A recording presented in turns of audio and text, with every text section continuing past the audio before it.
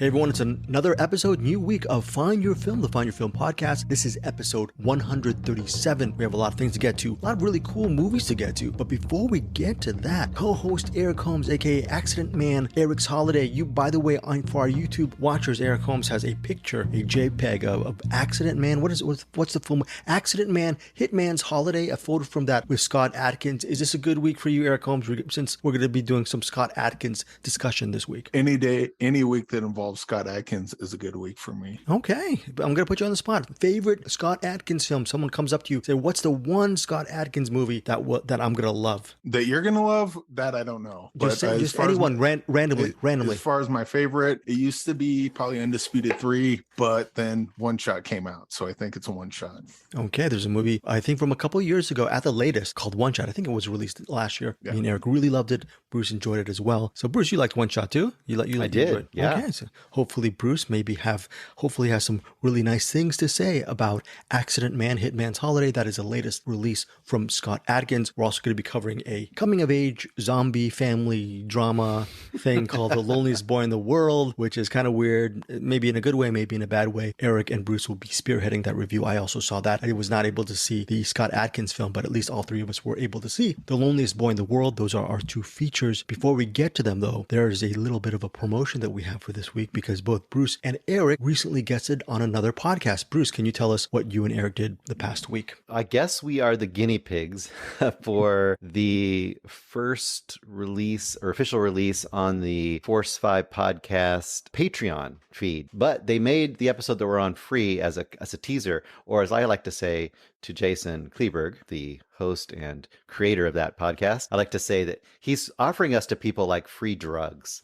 So they get hooked and then they have to come back and pay for it. But anyway, yes, we're on there. If you haven't listened to it, you should go check it out. And we would love to get your vote because basically Eric and I were pitted against each other to come up with our top 5 Kurt Russell movies. The problem with that is once the movie has been picked by one of us, we are not allowed to pick that one for ourselves. So then we have to pick a different movie and still try to get the best list. So the question is, who ended up coming with the best list overall? Did you listen to it yet, Greg? I don't listen to anything. So no, I listened to about 15 minutes of it, and then I said, "Oh, it's Bruce and Eric are here, my buddies. I'm going to stop listening to this." Whatever. I heard I'm just kidding. I'm going to listen to the rest. It sounds really interesting what you guys had with Jason and the whole voting for the best top 5. I haven't gotten to each of your top 5s yet. So Greg, quick, what would your top 5 be? Top 5 would be, I don't know, not in any order, but the one movie that really comes to mind is Breakdown. There's a movie called Breakdown. I'm sure that made one of your lists, one of the 15, like maybe Jason or maybe Eric or Bruce's list. I guess you guys can't spoil that. Also, Escape from LA, kidding. Escape from New York,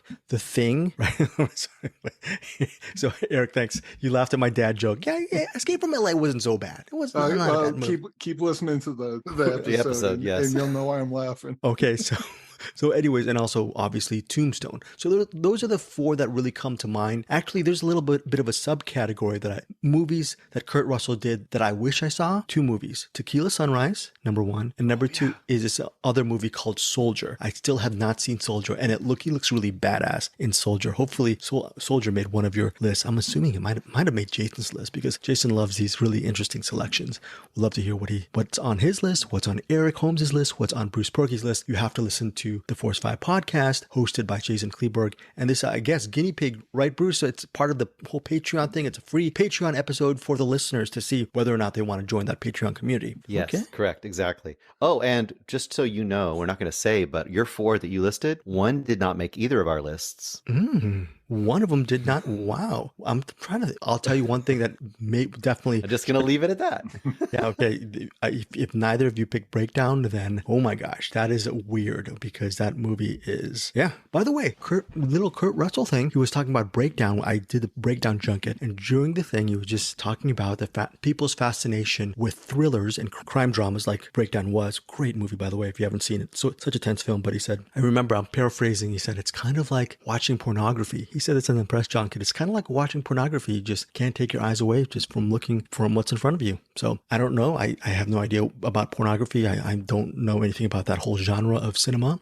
I don't know if you or Eric, you or Bruce know anything about that. Very familiar. We're what? Yes, Eric? Yeah? I said I'm very familiar. Oh, very very familiar. Oh, I mean, Eric's read, right? Bruce, Eric's read some literature about it, some analyses, right? Analyses? Is that a word? Has he read some analyses on pornography? Some Anaises, Nins.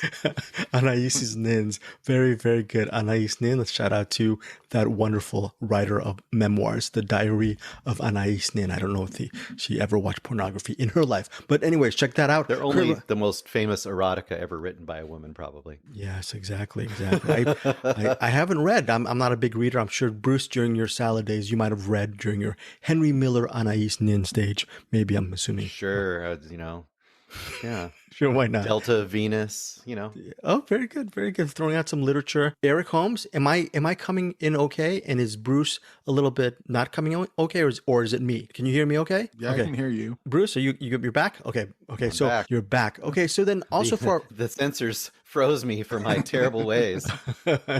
Very good. So also we have a couple of recommendations. We have one recommendation. If you see from our YouTube, there is a animation film that Bruce Purkey will be talking about. I don't even know if it's a film. It might be a series. It's called Over the Garden Wall. It's streaming at your new favorite streaming service. Bruce, going corporate on us. Where's it streaming? Where's Over the Garden Wall streaming now? Hulu, HBO Max.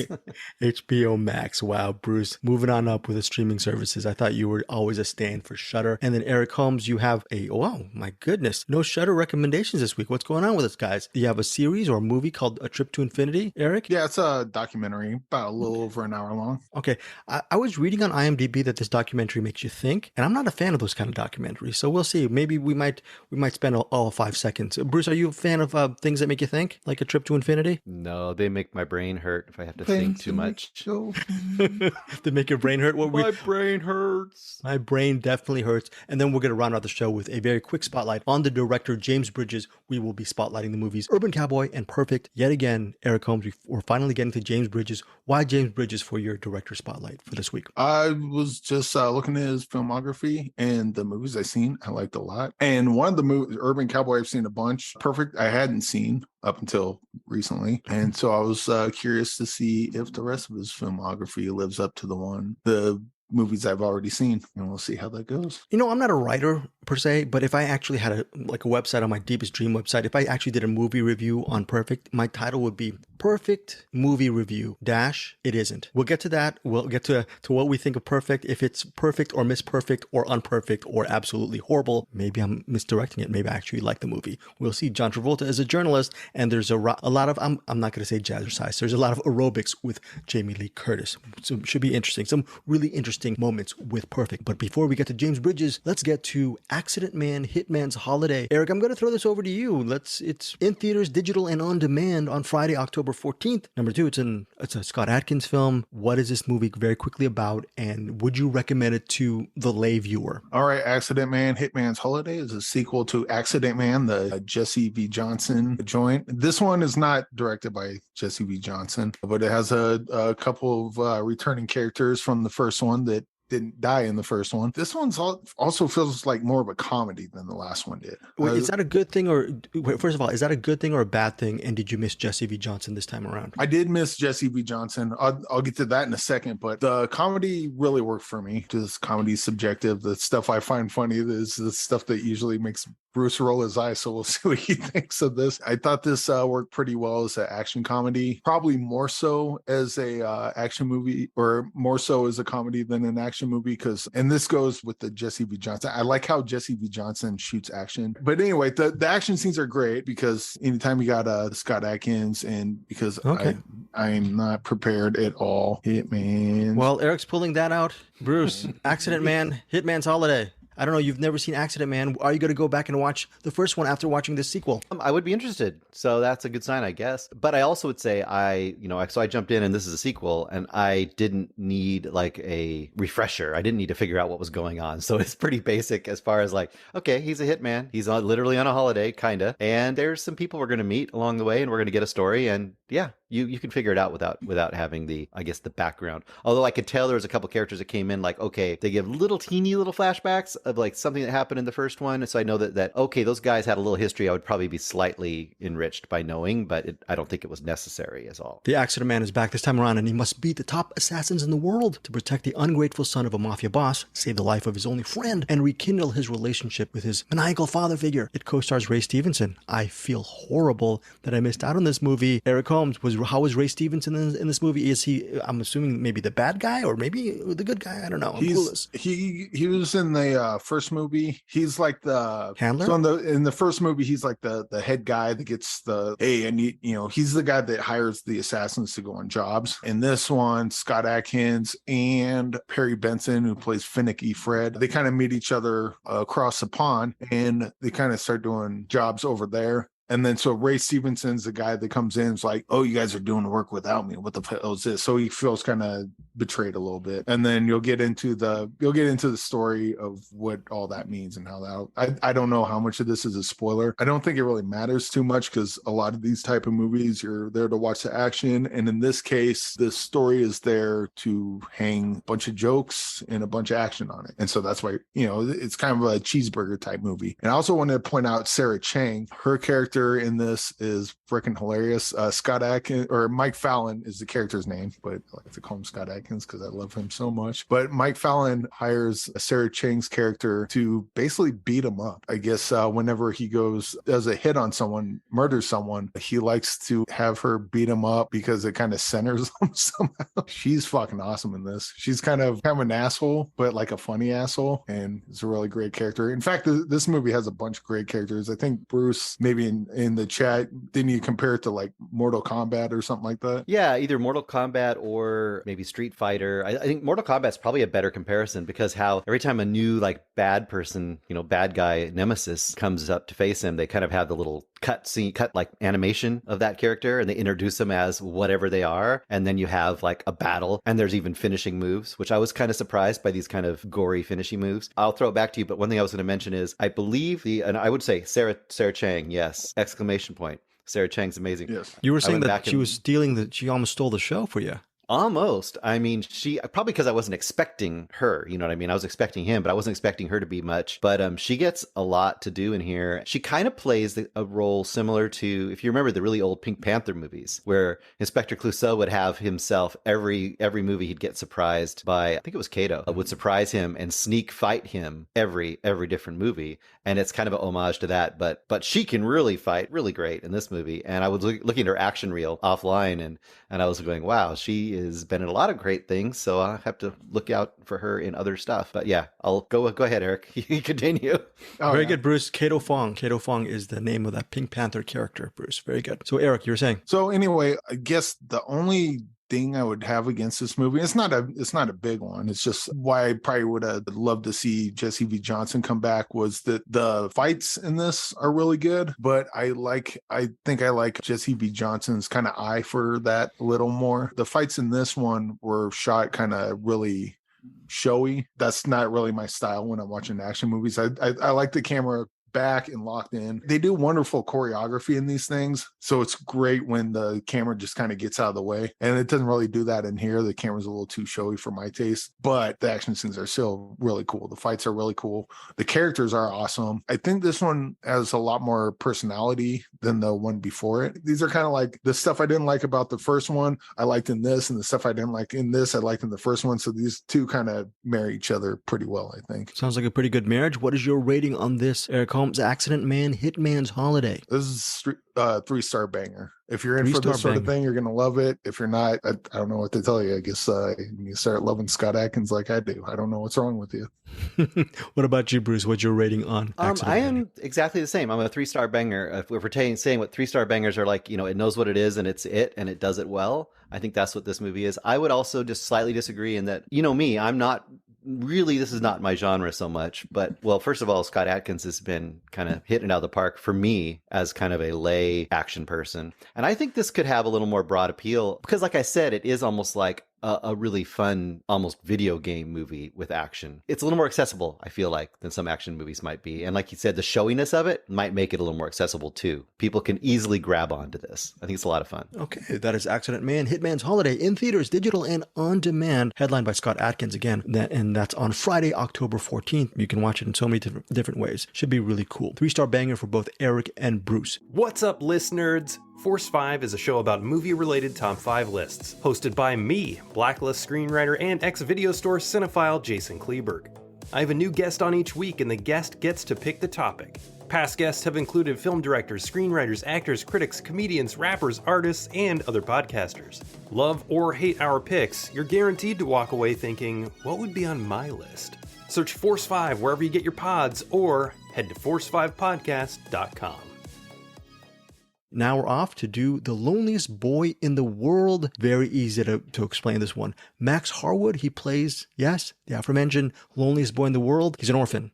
His dad died some years back, I believe, and he just recently lost his mother because I don't even want to say how he lost the mother, but it has to do with a garden gnome. Okay. Because of that, he's by himself in his house, and he has a couple of social workers played by Evan Ross and Ashley Benson. They come to his house, I guess, almost on a weekly basis or twice a week at least. And they check up on him and they tell him he has 1 week to actually find a friend. Sounds like a cockamamie plot. It gets even more cockamamie. He has 1 week to find a friend. If he does not find a friend, and if he's still lonely, they're going to have to put him back in the sanitarium or the hospital where he came from, because he was a little bit mentally unstable as well. And maybe they're trying to look out for his best interests. That is a challenge. So what does he do? Does he try to befriend people in his local town? There's a girl he meets on a bench, and he tries to have a conversation with her. She'll probably show up later. Ultimately, there's a couple of gravediggers who could be his friend. There's also maybe a couple of bullies. Maybe they might turn out to be nice guys. Basically, there are real, living, breathing human beings within his area that he can actually be friends with, have them over for tea or whatever, and then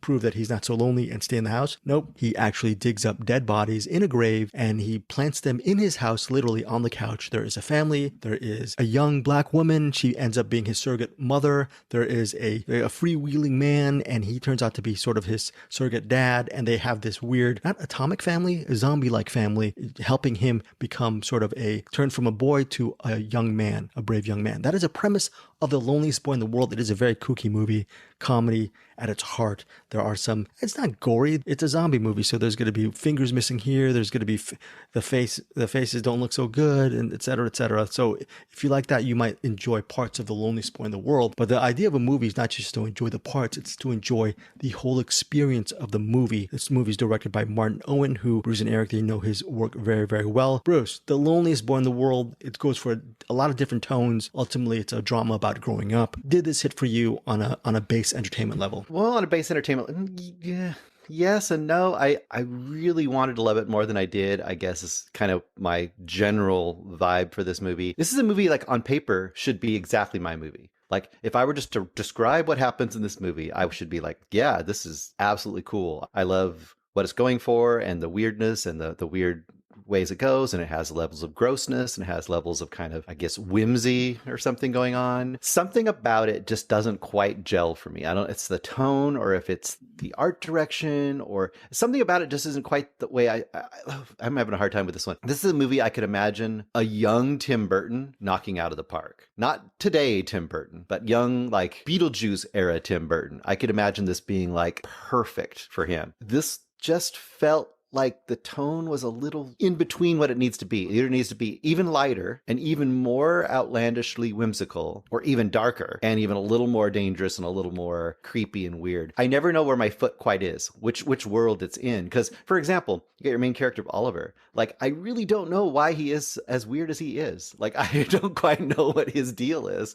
And the actual events that happen are so preposterous and pseudo-magical that makes you constantly asking yourself, like, is he just imagining all of this? Is it all actually happening? Is there just a magical world that he lives in? If so, No one else seems to notice that it's magical. I could say it's like a really awesome swing, but kind of a miss for me. What about you, Eric? Was this a miss for you as well? It certainly wasn't a miss, but I totally get where Bruce is coming from. Look, I didn't know this was a Martin Owen movie when I saw it. And like the first half of the movie, I'm watching this going, oh, wow, this is like totally sign off on the Tim Burton aspect. It's like, this looks like a Tim Burton movie. Like he kind of got back in the swing of things. So this is exciting. But it also had like a Wes Anderson vibes to it. And I'm not a Wes Anderson, so I'm like Wes Anderson fan. So I'm watching this going, wow, this is my favorite Wes Anderson movie.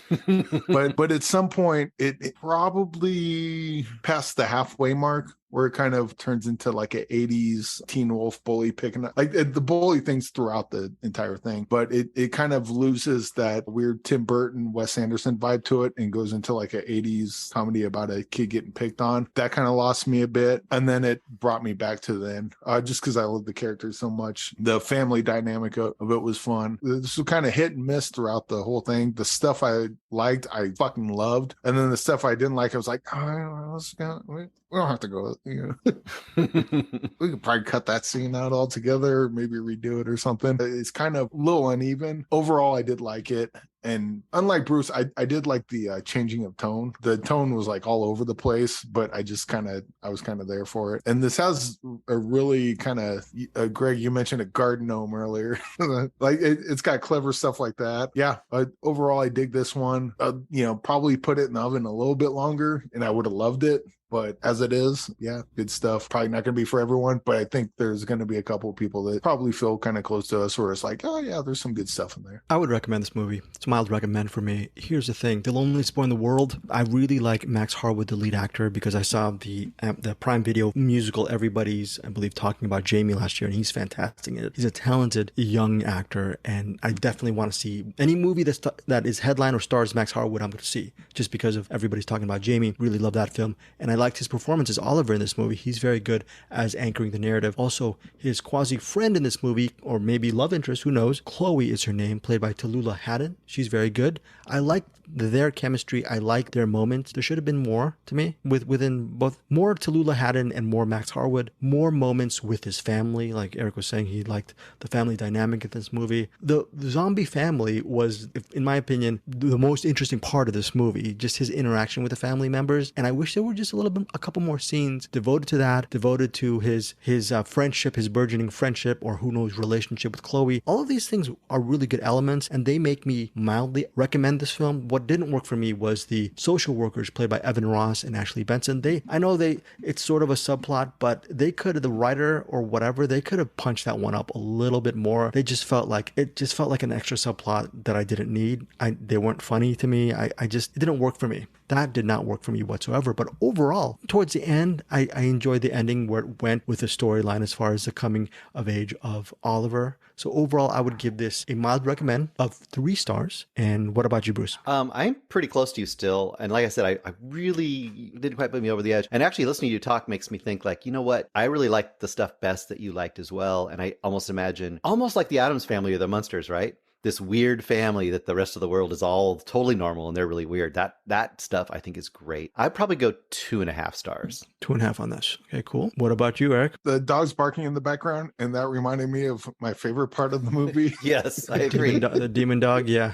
Is a little, what was his name? Ninja or something like that? Yeah. I love the characters. I love the family dynamic. I love the chemistry between him and the love interest. I'm kind of with you on, I don't mind the social workers, but that and the bullies, like, I think if you took those 2 subplots away and added more family dynamic and more of his budding relationship, I think it would be a lot stronger in that regard. Oh, we didn't even mention his relationship with his mom, who's not in most of the movie. Right. It was really well done, really well. That last scene, I think it's the last line. I'm not going to say what the last line is, but someone knows what's going on. Just kind of the stuff I love about this is like 5-star stuff, and the stuff I don't like is probably like 2.5-star stuff. But I'm going to split the difference, go 3.5. But yeah, I would recommend it. I think this is going to be a movie some people are really going to like, and some people are going to be turned off by. Normally that's a 3-star. This is not quite 3-star banger, but we'll go 3.5. Okay, so 3.5 stars for Eric Holmes, 2.5 for Bruce Purkey, and 3 for me for The Loneliest Boy in the World. Out in theaters October 14th,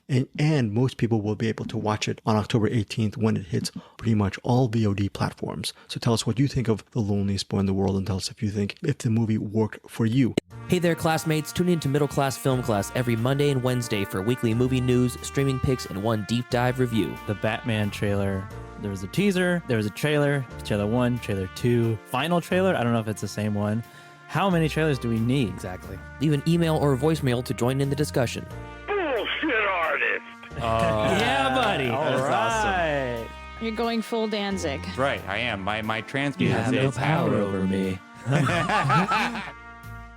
Before we get to our recommendations, let's get into our director spotlight with James Bridges, Urban Cowboy and Perfect. How long have you known of James Bridges, Eric, as far as his movies? You've seen also Bright Lights, Big City. Were you always a fan, or this was just because both of these starred with John Travolta, you wanted to pick these? So Urban Cowboy was a staple growing up. I watched that. I can't even count how many times I've seen Urban Cowboy, but I didn't know who James Bridges was because I'm a kid, and like the idea of like the names that pop up at the opening credits or end credits, like they didn't mean anything to me because I don't know what a director is. I don't know what a producer is. Writer, I could probably figure it out, but that didn't make much sense to me either. So I just love the movie Urban Cowboy. Bright Lights, Big City, I remember watching that a long time ago, and then probably a couple years ago at the last time I saw it. I remember that being a big deal for Michael J. Fox when that came out. I don't think it was until recently, like within a couple of years ago, that I saw the China Syndrome, where I'm like, oh, this is the same guy that did Urban Cowboy. Oh, this is the same guy that did. That's when I started piecing together who James Bridges was. And by the way, China Syndrome, holy crap. You want to talk about a good fucking movie? That movie is fucking awesome. But we're not talking about China Syndrome today. Yeah, James Bridges, like, I found out who he was very late, like a couple years ago, like just kind of finally piece it together. And I'm looking at his filmography and all the movies of his that I've seen. I'm like, this guy's pretty good. And then so this is more this is another kind of discovery, half well-worn trail for me. Okay, the plot line for Urban Cowboy is Bud is a young man from the country who learns about life and love in a Houston bar. That Houston bar is named Gillies, very iconic bar. And yeah, Bud is played by John Travolta. One of the main patrons of Gillies is a young woman named Sissy, played by Deborah Winger. Iconic performance. We mentioned Sarah Chang almost stealing that show in that Accident Man movie. In my opinion, Deborah Winger as Sissy steals the entire movie. She's so fantastic. Also starring in this film is Scott Glenn as Wes Hightower. He ends up being part of a love triangle or love quadrangle in this movie. He's a guy who actually catches Sissy's eye due to some kind of mechanical bull riding as well, because he's pretty good at that.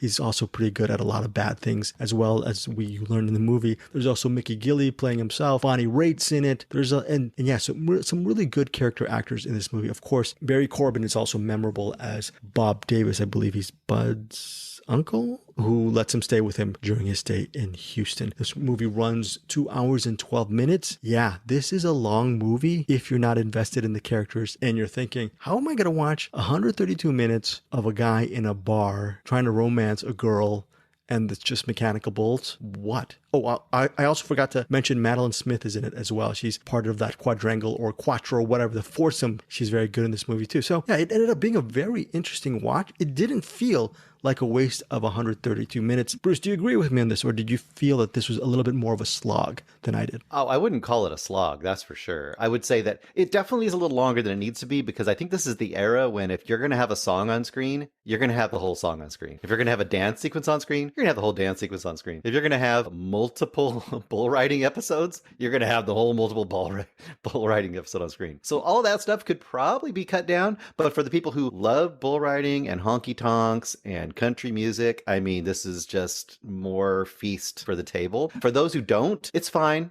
The song will be over soon and you can get back to the story, but it's the story that really keeps you going in this, and the ridiculousness. Now, I say ridiculousness in the best way. This is melodrama. This is high melodrama. This is country poverty porn where everyone's a tourist. Like, you know what I mean? Like, there's the one character we have, the woman who's like his de facto, I guess, second crush. And she's kind of like the rich girl who wants to be into the cowboy scene and kind of be a cowboy groupie, sort of. This whole movie is kind of that. This whole movie is kind of like, this is what country life is like, right? Let's go see honky tonks and trucks. But it doesn't feel very authentic in that way. But it's still lots of fun because it's ridiculous, but in really good ways. I'll give an example without hopefully spoiling it. If you think this is spoiling it, Eric, call up and you can have it stricken from the record. But there's a scene where one character has a really meaningful moment with another character, and then the other character leaves and gets hit by lightning, like almost right away. And I'm like, what movie does that? So yeah, it's not boring. I'll put it that way. And it is a little bit long, but it's not going to hurt it. It's not going to hurt your enjoyment, I guess I would say. It looks really good too. It looks great. And I would also agree, Deborah Winger for Miles in this movie. Is it a terrible example of what you should accept in a relationship? Yes, in every single way. Because her choice is like which guy will beat her up least. That's kind of her choice in this movie. Yeah, but Deborah Winger brings so much to this character. Yeah, she's good. So yeah, a lot of bad choices by Sissy, but I couldn't take my eyes off her. And it's not just because of that bull riding sequence, it's her entire performance in the film. Just pretty much, I think it outstrips Travolta and Scott Glenn, and that's not an insult because both Travolta and Glenn are very good in this movie. Eric Holmes, you've seen this way more than Bruce and I have. Your thoughts on rewatching it again? It's like an old friend to me. An old redneck, domestic violence riddled friend. I mean, the last line of the movie is, I apologize all the way back to when I hit you the first time. Pretty much encapsulates what this movie is. The characters in this is almost like watching a train wreck. Like, I cannot believe they're doing this. I can't believe they're staying in that relationship. I can't believe that they're still with these people. And then you got Scott Glenn as Wes Hightower, who's like a super monster because like you have to have him be worse than everybody else who are already pretty much deplorable people or like, victims pretty much like, cowering for their lives the whole time. You got a bunch of great one-liners. Now you got to learn something. There's just certain things a girl can't do. Name one. I could name several. Pissing on the side of the wall, getting laid while your pants are still on. That was such a funny moment. Yeah. God damn, bud, y'all live like pigs. There's, if you like country music, which, as some people, I'm like kind of hit and miss. But I do love the soundtrack on this. This is hard for me because this one's so ingrained in my DNA as far as movies. I did not learn. Yeah. I did not pick up any ways to deal with people as a positive. Even as a kid, I'm like, these people are fucked up. But yeah, this is, I'd almost call this a dark comedy because like a lot of this is really funny to me, but the situations that they're in is just fucked up. Like just like this is domestic violence, the movie, pretty much. The ending is also very interesting. I love the way the ending played out. It's tense, and if you've never seen Urban Cowboy before, you don't know how things work out. It's really well done like that as well. Yeah, there's so many things to like about this movie. Really good performances. For me, this is a solid 4-star rating for Urban Cowboy. What about you, Bruce? I'm actually going to go 3-star banger on this movie, I think. Like we talked about before, this movie knows what it is. You could criticize it in a lot of ways, but if you go in with the right attitude, I think actually what Eric said too is really right. If you go out the attitude that's kind of almost like a comedy, whether intentional or not, and I think you could make a case for either, you'll probably really enjoy it quite a bit more than if you go in for like a gritty drama. I think that. So yeah, I'm 3-star banger on this movie. Okay, what about you, Eric? Oh, geez. I mean, the fact that Bud went after Wes Hightower because he hit Sis or Pam. But yeah, this is 6.9 star for me. Fair. Yeah, fair. Okay, so that's Urban Cowboy. Yeah, this is actually, as we're recording this, not available for stream. You have to rent or purchase it or whatever, but it's worth a rental for me. I really enjoyed this movie a lot. Yeah, Eric. But let me clarify. I don't give it a 6.9 because Bud hit someone. I give it 6.9 because Bud hit someone or someone hit them and Bud wanted to go beat them up when he does the exact same fucking thing. Yeah, it's a weird. There's a lot of conflicting situations. I am not no one else gets domestic to hit violence at all. It's like no one else gets to hit my woman. That's what he's saying, basically. This is such a fun movie. I'm watching this and I go, oh my gosh, I really love this music. Like Eric was saying, the music's really good. And I go, all this movie needs now is lion eyes and cut to Lion Eyes is playing in the background. Okay. And it's got Boz Scaggs in there. Who doesn't love a soundtrack with Boz Scaggs? Boz Scaggs, yeah, we love Boz Scaggs. So that is Urban Cowboy, 6.9 stars for Eric Holmes. That's his highest rating. And Bruce gives it a 3-star banger. That's a compliment. And I give it 4 stars. Now, will the same amount of stars be given to Perfect? Okay, Urban Cowboy was released in 1980, again directed by Jeff Bridges. And Perfect, again starring James Travolta and directed by James Bridges. This is their latest collaboration, their last collaboration together. 1985, John Travolta is a Rolling Stone journalist who goes out to LA, he goes out to the coast to research a health club out in Santa Monica, and he wants to do a profile how, I guess, gyms or workout places are the meat market of the 80s. It's the way a lot of boomers are meeting and finding their true loves or just their hookups. And one of the people he wants to interview is the lead of that gym. She's a female aerobics instructor played by Jamie Lee Curtis. And a lot of the movie deals with the relationship between the journalist, Adam, played by Travolta, and also Jesse, the aerobics instructor, played by Jamie Lee Curtis. Supplanting mechanical bull riding and country music and dancing, you have Jamie Lee Curtis in copious amounts of dancing.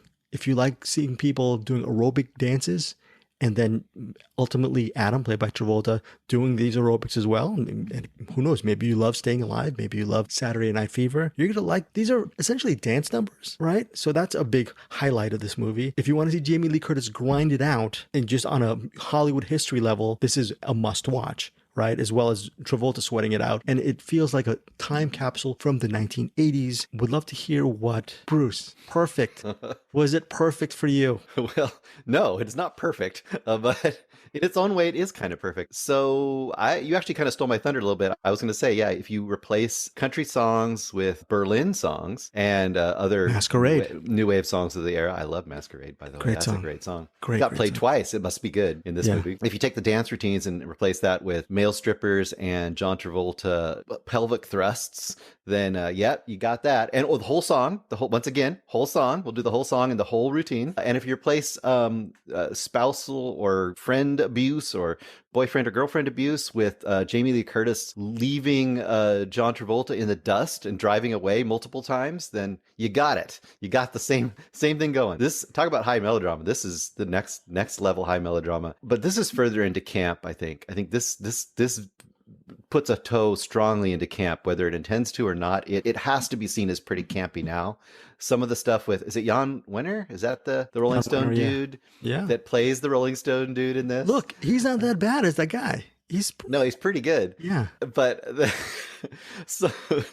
plot points of this are fantastically ridiculous. They make no sense. You can't follow this for logic. You're either following it because of the charisma of your main actors and just kind of the kitschy 80s-ness of it through and through. I will call out Lorraine Newman is really from SNL, has a really kind of a interesting little plot in this movie as well. And she's good, by the way, in this movie. She's good as the lonely heart woman who's right.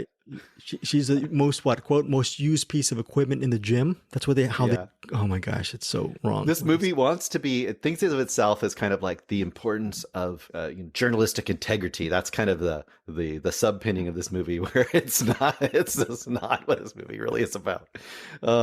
It's preposterous. It's silly. It's fun. Yeah, I don't know what else to say. There's a subplot about, like you said, journalism, about a guy who is a very powerful figure who is selling computers to people in Czechoslovakia. And he has ultimately John Travolta's character. He's trying to get an interview with this guy. It's about computers and whatever. That was just take that entire thing out. That was so unnecessary and ridiculous and stupid. And the little bow tie at the end is, what? Why is that happening at the very end? It's so silly, but whatever. Yeah, the ending sequence, we were talking about Urban Cowboy, how it was tense. The ending sequence in Perfect was literally a come down from the rest of what I've seen.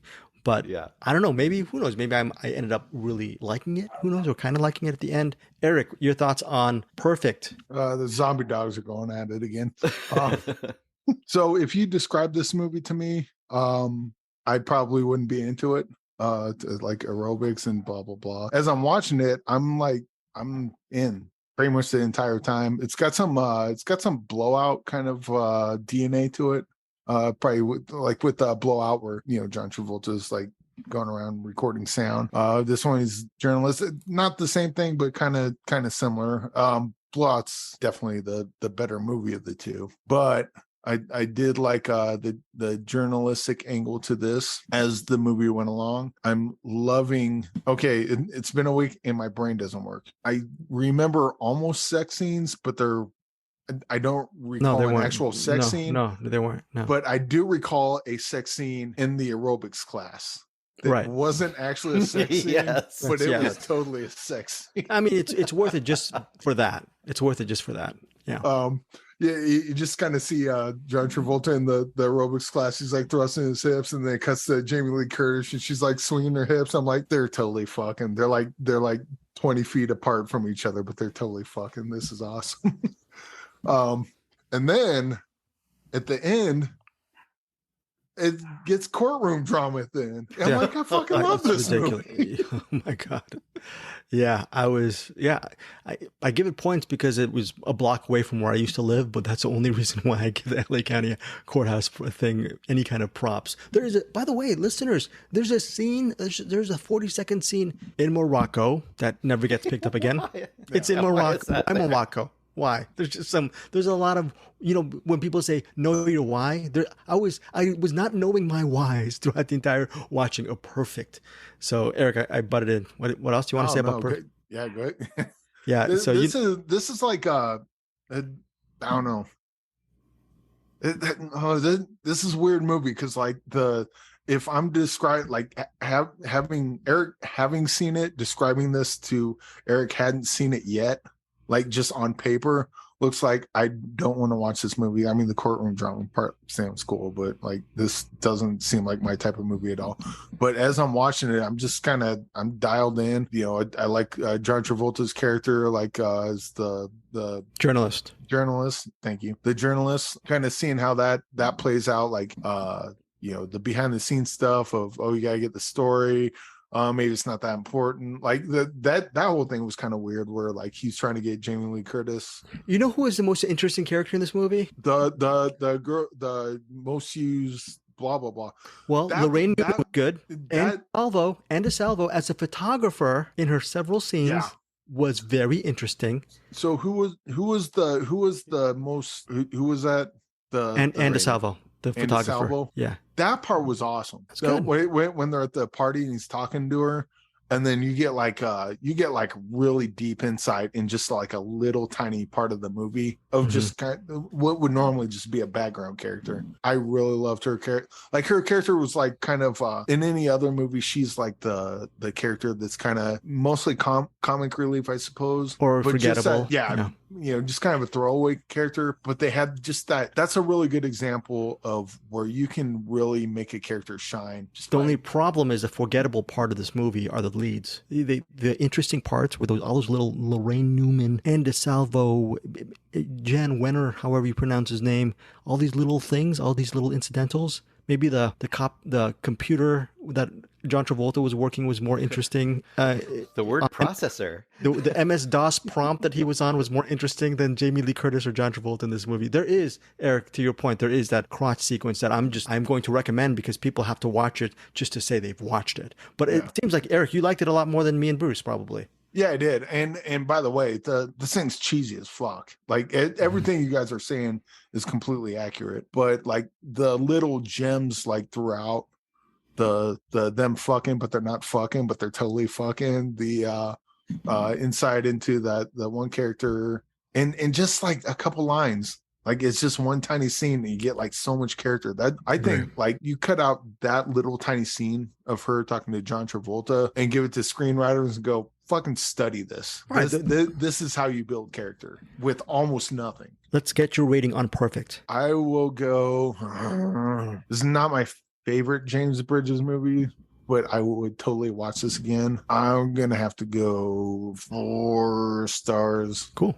4 stars. 16 might make me want to go 4.5. Or we'll go 4 stars. Okay. What about you, Bruce? I think this is going to be more fun for people who haven't seen a lot of 80s movies and like to watch 80s movies for fun. I think this might be more fun. So I think this is a 3-star aerobics almost banger, not banger. That's what this is. Okay, 3 stars for Near Bruce. banger. 4 stars for 3-star Eric. airbanger.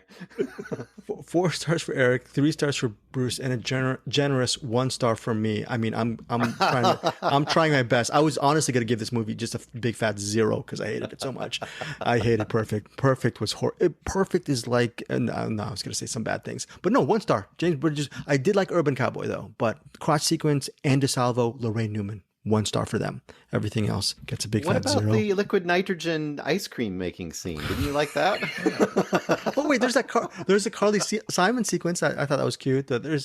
The ending. They needed a screenwriter to just really make that ending a lot better. But Yeah, I get that was a little limp, I guess. I've had that said to me so many times in my life, and maybe I deserve it because I give movies like Perfect 1 star. My bad on that. Again, Eric 4 stars and Bruce 3 stars for Perfect. Now, as we're recording, not streaming. I thought it was on Paramount Plus. It's not. You have to purchase it or rent it on YouTube or whatever VOD platform you have. Obviously, Bruce and Eric recommend you do. I recommend you see Urban Cowboy instead. Now let's go to our recommendations. Eric Holmes, A Trip to Infinity, some mind expanding documentary about infinity or is it infinity level thinking or is it infinitesimal? A Trip to Infinity on Netflix. Well, this is a documentary. It's just like a hair over an hour. 79 minutes. Yeah. Well, 9 of those minutes is credits.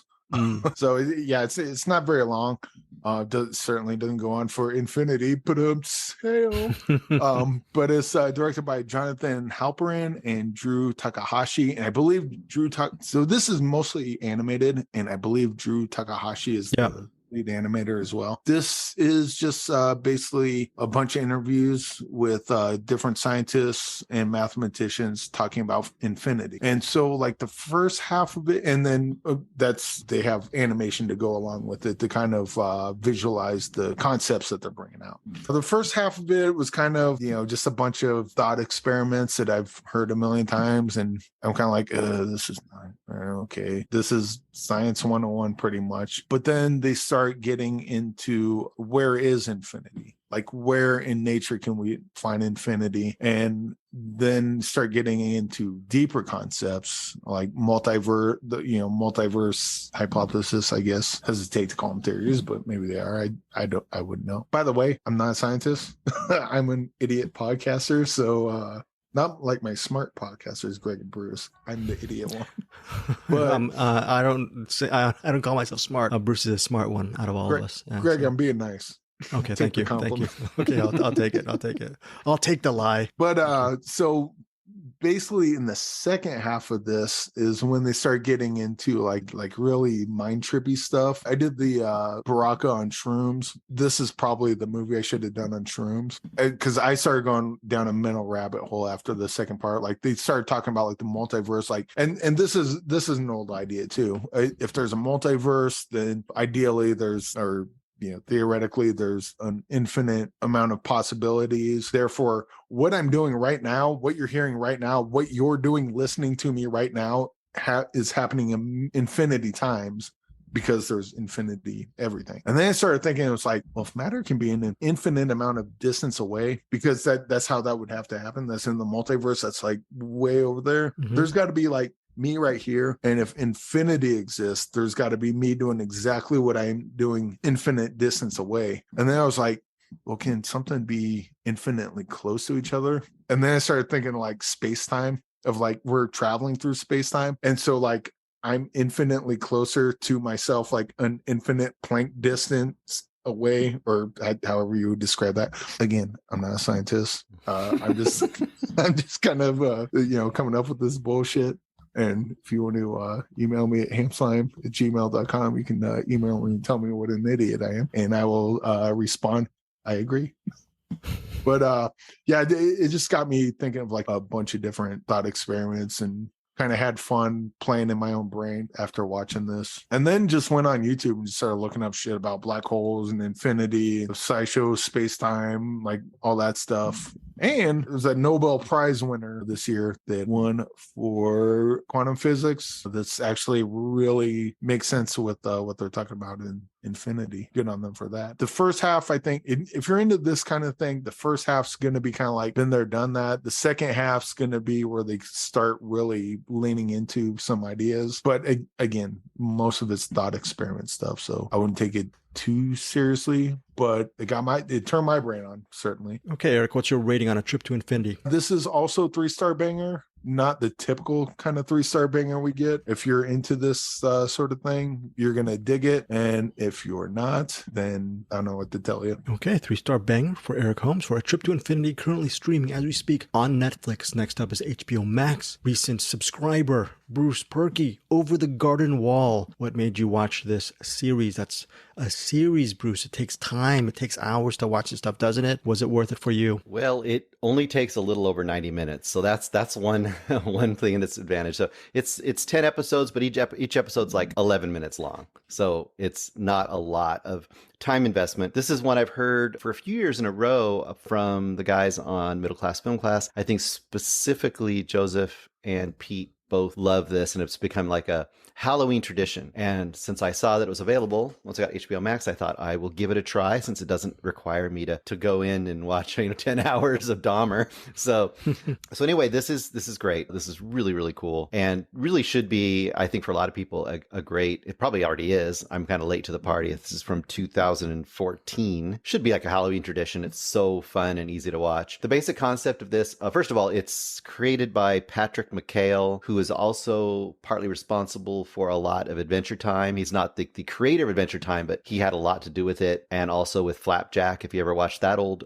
cartoon as well. This is kind of his creation in whole. And I'll give you a few of the people. Elijah Wood plays the main character in this, which is Wirt. He's an older brother, kind of wears this like gnome-like hat and a little like a cape. And this is all animated, by the way, if you didn't guess. And he has his little brother with him. His little brother has a frog that he carries around, and his little brother wears a teapot on his head, and they are going through a mysterious forest at the beginning of the first episode. And each episode, like I said, 10 or 11 minutes long, they meet some other interesting character or world. Like one world, they go to a place where a whole weird town, kind of a Halloween-y town that has everybody that looks like they're pumpkin people. Or another place, they're on a riverboat with frog people. And every episode is that kind of thing. And there's a creepy kind of undercurrent under everything. There's weird songs that occur in everything. And also overall, it's like a really wholesome and cute version of Dante's Inferno, believe it or not. And I was trying to sell it to Eric a little bit. I don't know if he's really sold yet. There is a strong Wendigo aspect towards the last third of this series as well. And there's a big reveal in the 9th episode, and that basically will recontextualize everything you've seen before then. And then you have the final episode after that. This is great fun, super easy watch. I think has fantastic rewatchability, hilarious, cool songs. They're really fun and cool songs by really weird characters. A ton of quotable stuff in there, and I'm not going to quote it because it doesn't mean anything out of context, but the little brother is constantly being ridiculous. I would say if I were to sell this to you, if you liked shows like the ones I mentioned, Adventure Time and stuff like that, or if you really liked Gravity Falls, which I really loved Gravity Falls when that was out, I think this is something you should definitely check out. Okay, so how many stars do you give this? I think this is 5 stars. I think this is a classic Halloween family.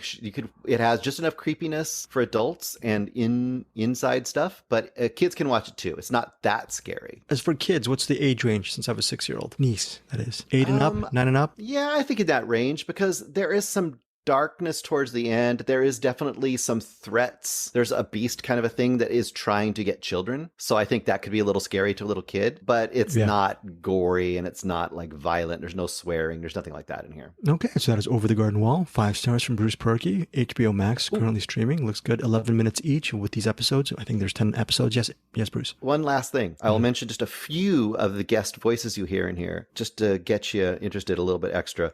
Christopher Lloyd, Shirley Jones, John Cleese, Tim Curry. Okay, that should be enough. Actually, the Wendigo in 10-minute episodes is what sold me. Because I saw you put that thing up. I'm like, Wendigo, cool. And I clicked on it and I'm like, oh, geez, no, I'm not doing Dahmer again. So I clicked right off of it. Yeah, it's so fast. You can watch 3 or 4 episodes. The next day, watch 3 or 4. I mean, it's no time at all. Yeah. Sweet. I'll check this out. Oh, by the way, speaking of Dahmer, we mentioned it on Cinematics, and I finished that for what it's worth. stuck the landing for me. Wow. Okay. Yeah, five out of 5 as far as Dahmer goes. 5 out of 5 for Dahmer. Whatever that, I think is, what is Dahmer, the miniseries or whatever it's It's called? like Monster, the Jeffrey Dahmer story, not the documentary. Not the documentary, not the... I think Yes. we're pretty clear on that, but yeah. Yes. Eric and Bruce, Predator, 1987. How many stars would you give it? Bruce, Predator, 1987. That's a hard one because it's kind of like Urban Cowboy for Eric. You know, it's got so much like nostalgia built into it. I think it's probably now, if I looked at it realistically, it's probably 4 stars. Yeah. But because of all of the stuff tied into it, it's got to be 5-star classic for me. 5-star classic for Bruce Purkey, 4 stars for me. Predator, I don't have that nostalgia, but I do like John McTiernan. 4 stars, not a pejorative. I still like that movie a lot. Maybe I have to rewatch it, and maybe I might even actually agree with Bruce. Eric Holmes, your rating on Predator, 1987. Oh, that's classic status. I think like 5 stars. And I've seen it relatively recently, like within the last year or two. Yeah, it's as good as I remembered it.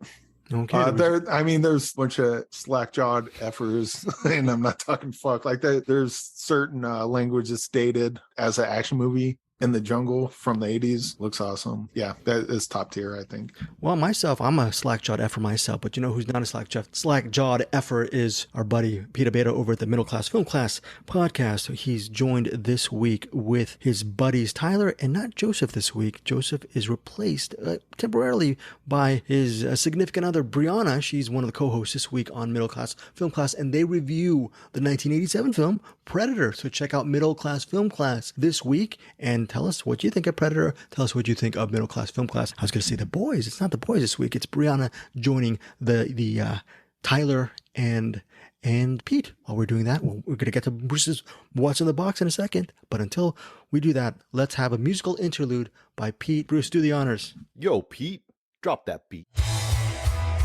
Who's in the box? Oh, what's in the box? You lie! No! What's in the fucking box? All right, we're back with finally What's in the Box. It's finally upon us. Director Spotlight is behind us, at least for now. What do we got? Well, let's see. What do we have? Yeah. What's in the box? Hello. I'm trying. I wrap these things up into too tight of little scrolls, and I can't open it. Bruce, you ever heard of this group called Galaxy 500? I've been listening to them too. They're amazing. Yes, I have heard of Galaxy 500. They're amazing. All right. I am going to be watching. I don't even know what this movie is. I don't even remember when I put it in the box. Oh my goodness. Bull. Yes, 2019. Yes. By Annie Silverstein.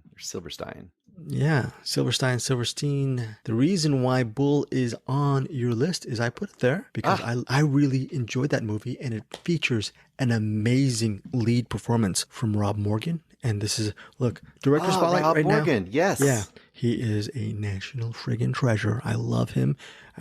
He was in, I think, one of last year's best movies. Do you remember, Eric Holmes, what Rob Morgan movie was where he was in? One of last year's best. I believe it was in Don't Look Up and Just Mercy. Oh, and Just Mercy as well. Yes, very, very good. I don't think I covered Just Mercy on this, but yeah, no, we did really not. good in that.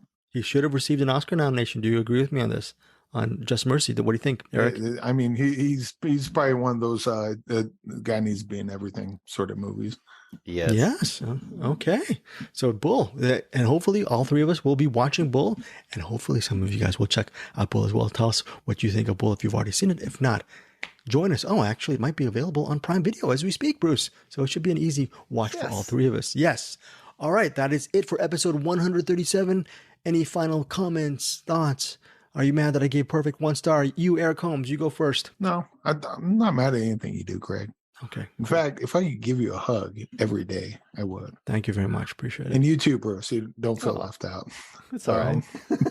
But I don't have much to say other than I'm thinking of the trip to infinity. I was like, if something's infinite distance away, it should be infinitely close. Eric's still in the science mode with infinitesimal to infinity and beyond. What does infinitely close mean? Do I go inside myself and back in time, but I'm not within that plane of existence, so I don't know? I'm no Einstein. I'm more of like a Hulu Halloween person. If you're into Hulu and Huluween, I apologize, listeners. You're going to be hearing Eric Holmes in in several days talking to some of the filmmakers behind what Huluween project, Eric Holmes. What did you do these interviews for? What was it? Oh, it's for the bite-sized Halloween. Yeah, we got 21 interviews for 21 shorts. Had to break the boycott to do this. Mm-hmm. But I also got 21 different filmmakers. So like if you're not watching Hulu or anything Disney related, I would still check out the interviews because there's a bunch of great filmmakers in there, and they also have like other shorts and other things they worked on